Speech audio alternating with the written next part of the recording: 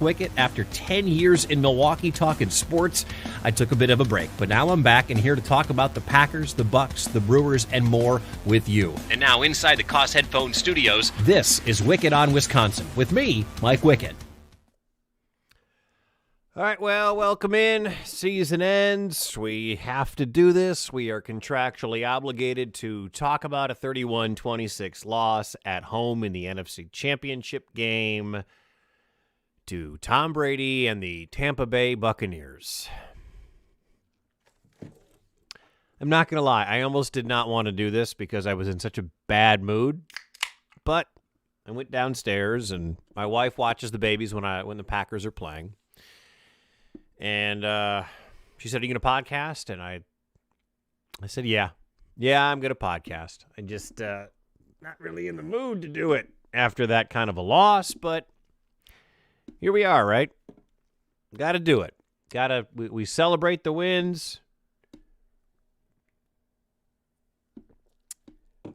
We commiserate after the losses. And we talk about how in the world the Packers got beat at home in a sub-30-degree game against a 47-year-old quarterback or whatever, and how they managed to allow that to happen. You know, pull up Periscope here. I'm watching on Twitter your comments, so keep them coming in, all right? I'm going to try to read them as we go here, but I'm not going to say I'm as deflated as 2014, the Seahawks and the NFC Championship game and the Brandon Bostic game and all that, because that game was won. Green Bay had that game won. They never had this game won. Man, it was so many similar storylines to the last time Green Bay played Tampa Bay in Week 6. And as soon as Green Bay had to punt the ball away on their first possession of the game, it felt, and it felt, 100% that it felt just like Week 6, and they were getting out-punked and out-physicaled and punched in the mouth, and they weren't going to be able to match up to Levante David and Ndamukong Suh and JPP. And when they were down at halftime by 11, and we'll get to a lot of the plays and everything. Just going to keep drinking beer today. The tweets were coming in, and your friends, and whether or not they're Packers fans or not, everybody was going to start tweeting and talking about this team got out-physicaled in the first half. This team got out-physicaled in the first half, and they did get out-physicaled in the first half. And then at one point, they were down 18 in the third quarter. And then they started fighting back. And they started making plays. And they started changing their game. They started getting after Brady. They pressured Brady. And Brady in the first half was Hall of Fame Brady. Tom Brady was Hall of Fame Brady in the first half. And then Brady in the second half was garbage. And whether or not that's on Brady or it's on Green Bay, I give a lot of credit to the Green Bay defenders, to Zadarius Smith, to Kenny Clark, to Rashawn Gary, to Jair Alexander. Guys made plays. Amos Andrews had an interception. Guys were making plays in that second half. Where was that aggression in the first half? Where was that pressure in the first half? Where was getting after Brady in the first half? I don't want to pin the loss on one guy, all right? I'm not putting the loss on one dude. This loss doesn't come down on just one person. But I have been a defender of Kevin King on this podcast. I think I've talked about it. Much like in previous podcasts, I've been a defender of Eric Bledsoe from the Milwaukee Bucks. I've been a defender of Kevin King. And Kevin King had the worst game of his entire career at the worst time to possibly have it. And whether or not that's props to Tom Brady for picking on Kevin King, or props to Mike Evans for picking on Kevin King, or Scotty Miller for picking on Kevin King. But this game was lost on a number of reasons, and one of them was Kevin King. Kevin King takes a lot of blame for this. Mike Pettin takes a lot of blame for this. Let's work through this game, shall we? And please, tweet or Facebook your comments. I got my phone up, so I'm seeing all your comments come in on Twitter, and I appreciate it. Hit me up at Mike Wickett. I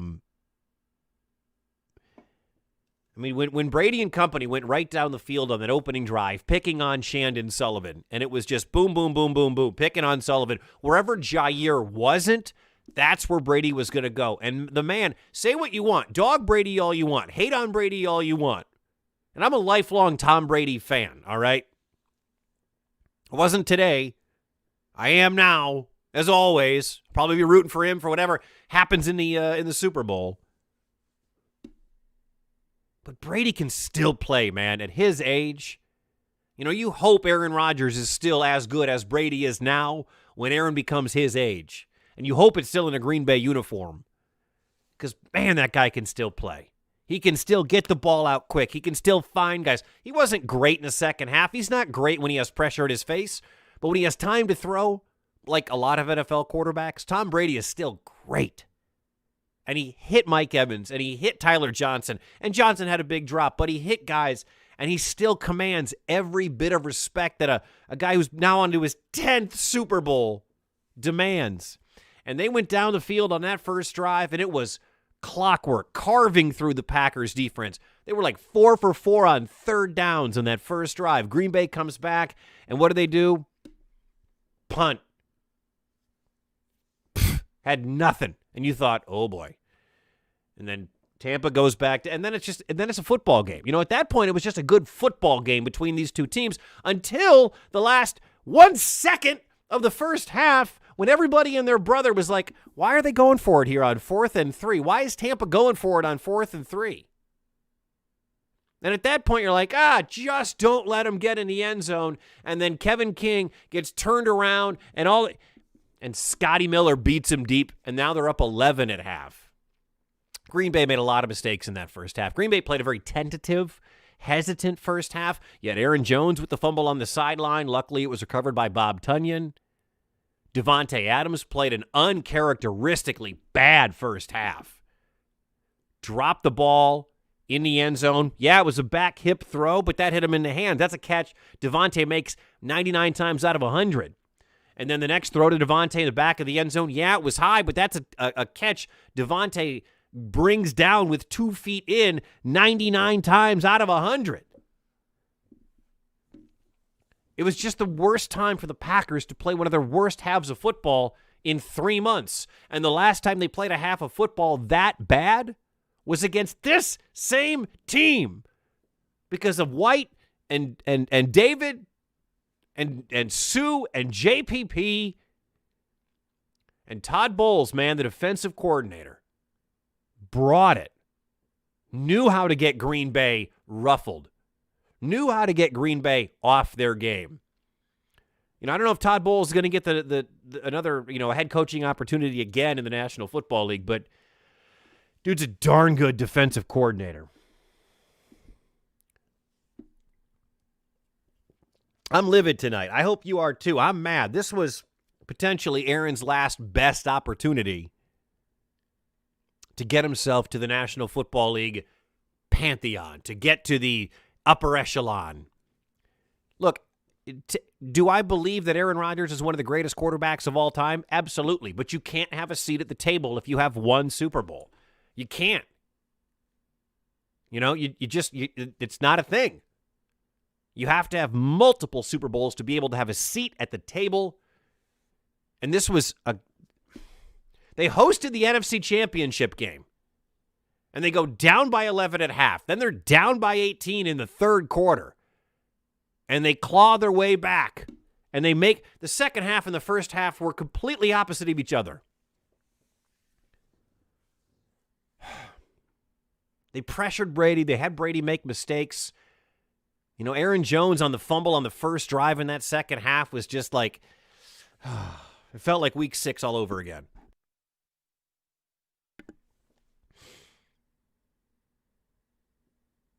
I'm feeling your pain tonight. If you're a Green Bay Packers fan, I am feeling your exact pain this evening because this season has been a ride ever since the words Jordan Love came out of the commissioner's mouth back in April.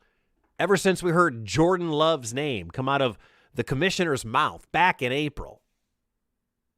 In a virtual NFL draft, this season has been a roller coaster, a ride, and it's been a divided fan base of they didn't do anything versus I like the pick for the future. It's been a Rodgers is done. Why didn't we move on to he's still got some left in the tank. It's been a they're not doing enough for Rodgers to look, this team is good enough and the organization knew it to take a quarterback for 3 years from now. It's been a divided Packer Nation since the night of the draft. And tonight was supposed to be the culmination of both sides to say, hey, we're together. We're going to the Super Bowl. We're all super fans. We're all cheesehead fans. We're all going down to Tampa, and we're going to win one more Super Bowl for Aaron Rodgers. And we're going to tell the haters to shove it. And we're going to tell anybody who's still talking about Chase Claypool or Patrick Queen or any of these other to shove it, because you know what? The Goot knew it. And now half of the Packer fans out there all the Packer fans are mad.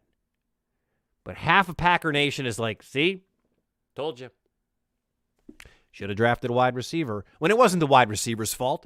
I've already seen NFL Network reposting videos from draft night saying, look, they would have drafted a wide receiver. They didn't get Aaron Rodgers another weapon. They didn't lose tonight because Rodgers didn't have another weapon. Yeah, EQ dropped up the 2-point conversion, and Lazard had a big drop. Sure, but everybody, this was a game where there were drop after drop after drop after drop after drop. This game was lost in the first half for Green Bay. This game was lost when they went down 18 in the third quarter because Kevin King sucks. This game wasn't lost on draft night. All right? And then people are going to have this conversation. And I've waited 12 minutes to get to this conversation. Packers first and goal inside the 10. And, third and goal inside the 10. Rodgers could have run it. And then they decided to kick a field goal. Instead, he throws to Devontae Adams. Ball falls short. Running off to the right-hand side, he had wide open spaces to get the ball to the end zone. Packers are down 8 at that point. And the conversation is going to be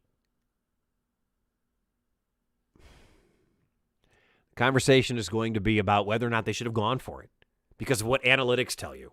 Are you going to get the football back? If you go down 30, if you're down 5, are you going to get the ball back? Listen, I'm fine with the decision to kick the field goal, and here's why. You had 3 timeouts, and you had the 2-minute warning, and Tom Brady had been playing like crap in the third quarter. Let me start over. You had the ball going back to Tom Brady and the Buccaneers. You had 3 timeouts. You also had the 2-minute warning. You had the 4 stoppages of the clock. Tom Brady had been playing like crap in the second half. He had thrown 3 interceptions in the second half. Your defense had been playing very well in the second half. Your defense has been playing very well since the start of November into December and the playoffs, especially in the fourth quarter last week against the Rams. You had every opportunity to get off the field and get Rodgers the ball back under 2 minutes if you burned your timeouts and played it well. I don't hate the call. I know people are going to scream about it, talk about analytics. I'm fine with it because statistically in my head, you have 4 clock stoppages and Brady had been playing like crap. And it didn't work out. The first down play was a 9-yard gain. After that, it felt like it was just being salted away. And what I can't stand, and as much as I want to dog Kevin King, and what sucks is the NFC title game had come down to this. The holding by Kevin King on Tyler Johnson late in the game. There had been holding calls missed left and right in this football game. They swallowed their whistles for 58 and a half minutes in this football game. Alan Lazard got mugged. Aaron Jones had his face mask ripped.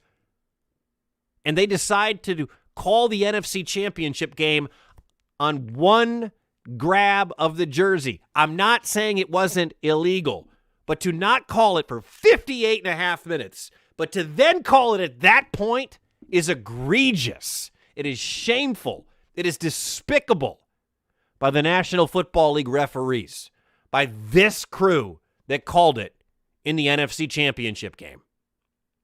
I don't blame referees for losses. The refs are not why Green Bay lost this game. The Green Bay lost this game because they got themselves in an 18-point hole in the third quarter.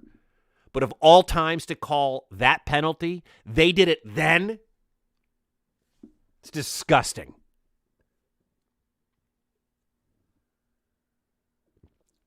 I'm mad, man. I'm mad. I'm disappointed. I'm sad. Props to the Bucs. They came in. They were supposed to lose. Everybody called this the lock of the day. I'm recording this as the Chiefs and Bills are kicking off. I don't even know what's going on in that game right now. I don't care. All right, I got a lot of friends in Kansas City. Good luck to the Chiefs. I got like one friend in Buffalo. Good luck to the Bills. I'm pissed. I'm livid about this game. I'm livid about the end of this season. I'm livid about the way this thing came to an end. Shouldn't have happened this way. Should not have happened this way.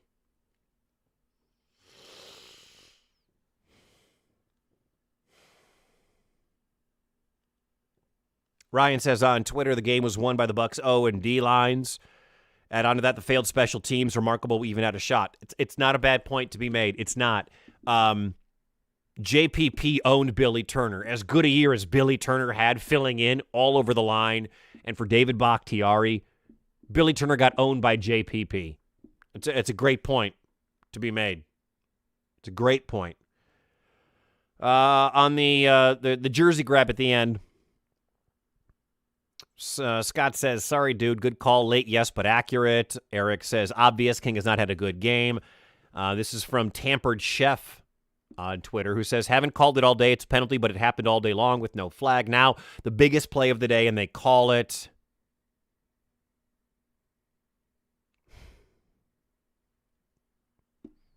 Just upset, man. Just upset. I can't. And maybe I'm just being a whiny fan. Whatever, man. I've had more invested in this season, I think, than any season since 2014. I think that's actually accurate. And maybe it's because I've left the radio industry in Milwaukee and I've been doing solely this podcast, mostly on the Green Bay Packers for the last 5 months. And I was ready for one more game. I was ready for Aaron to get back to the Super Bowl. I was ready for one more shot for Aaron Rodgers to jump to the conversation of to be in that GOAT conversation. And he's not. He can't be. I think he's the most talented quarterback that has ever played in the National Football League, but he can't be at the table with Tom Brady and company and Joe Montana because he's got one. And what happens next year? Who knows? We got a bunch of months to figure this out. I'm just mad, man. Sorry.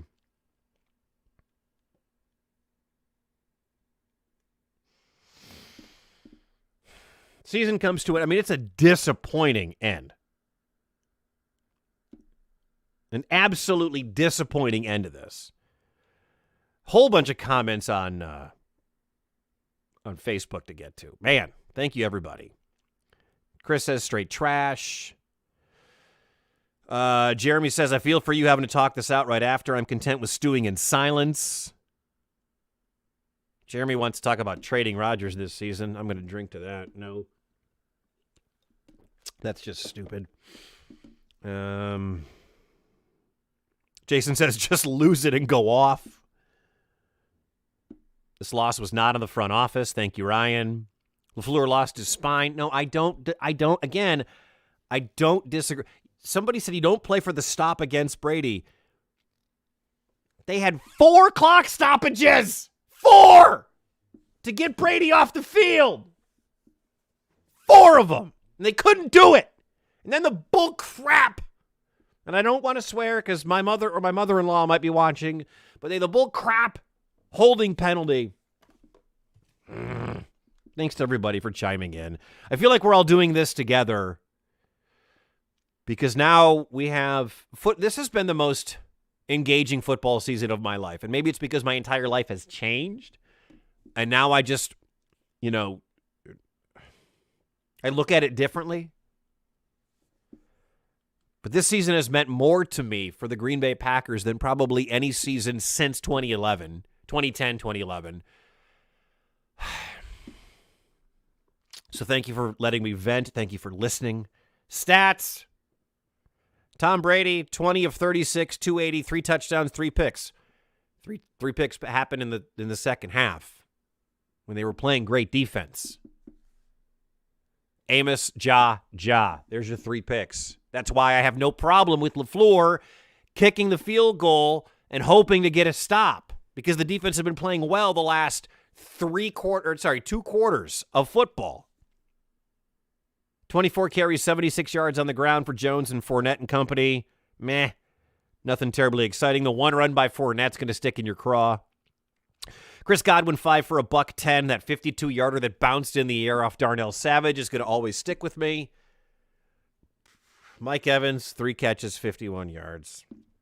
Had the touchdown on Kevin King. Thanks to Kevin King. I thought I had higher expectations for the draft pick out of Washington, but done. Dunzo. Kevin King, goodbye. See you later.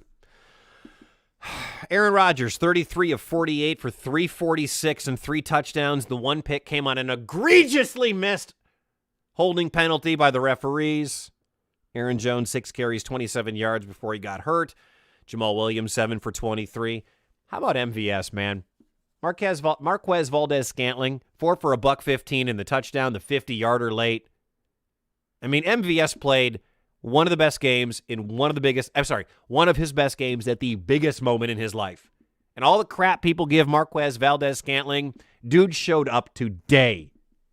Devontae, 9 for 67 in the score, but his drop and his non-big-time play in the back of the end zone in that first half was a huge difference in this game. I love Devontae, but he had a bad first half.